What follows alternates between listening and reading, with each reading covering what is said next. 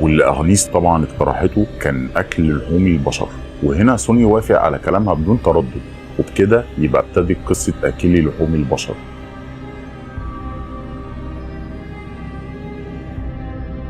الاتنين كان بعد ما يقتلوا الشخص اللي بيعدي من قدامهم، لما يكونوا عايزين ياكلوا بياخدوا اللي هم عايزينه من الجثث بتاعت الضحايا، وبيسيبوا عليها تشوهات كأنها كانت هجوم من حيوانات عشان محدش يكتشفهم. كانوا بيهاجموا الناس لما يكون جعانين بس، عشان لو عدد كتير من الناس اختفى الناس ممكن تشك فيهم. لما استمروا في السفر ووصلوا الكهف قريب من البحر، سوني اكتشف حاجة وقال لأغنيس شوفي كده، لما المد يكون عالي مدخل الكهف مش بيكون ظاهر. قالت له كويس كده، مفيش حد هيقدر يلاقي المكان ده. راح سوني رد عليها قال لها خلاص خلينا نعيش هنا.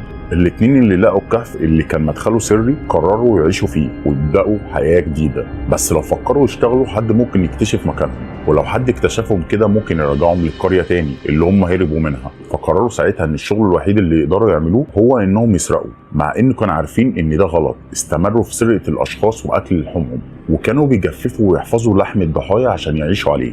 لا وكمان من جبروتهم كان بيبرروا لنفسهم ان ده احسن من انهم يسيبوا الجثث في العراء.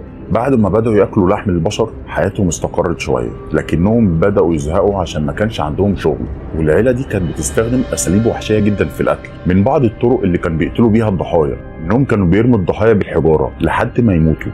كانوا بيطعنوا الضحايا بالسكاكين في اماكن حيويه زي القلب عشان يموتوا اسرع، وفي بعض الحالات كان بيخنقوا الضحايا بالحبال او بايديهم.